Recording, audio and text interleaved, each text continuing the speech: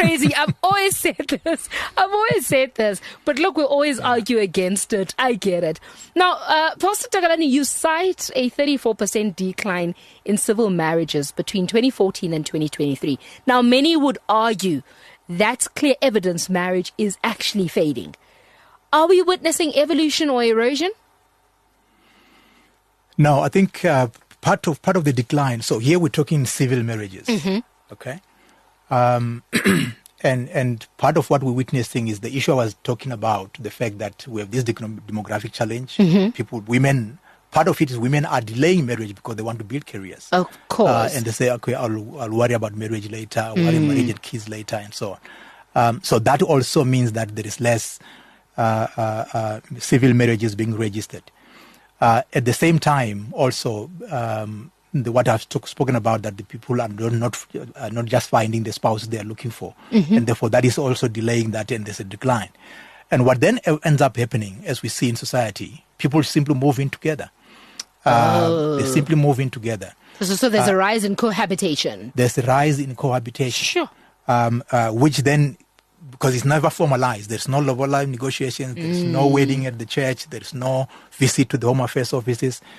People just move in together. And what the people don't understand is that, and I address this in the book, that marriage has 3 dimensions.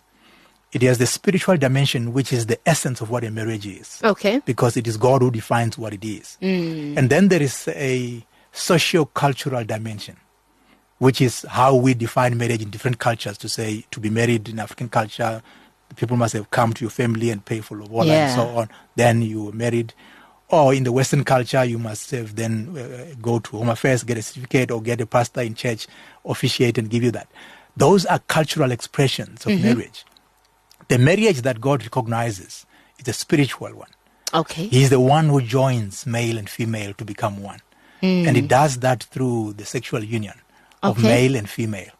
Now, when you move in together with somebody, and now this is going to be controversial. Of course. when you move in together with somebody and have a child, because some of them even have a child. They're families. They're living as a family. But they have not done any formality of a marriage as we understand it in the formal process. And they tell themselves they're not married. But the reality is they are. God has joined them. God has joined them. And even our law has caught up with that.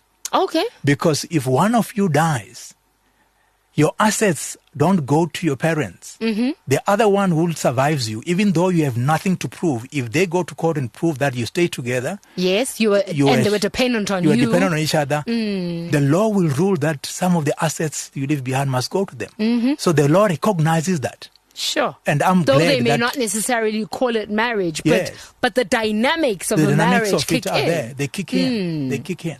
And Sure. people don't understand that's what they're doing. So I normally advise young people and say, why are you just staying together? Formalize this thing, because you are.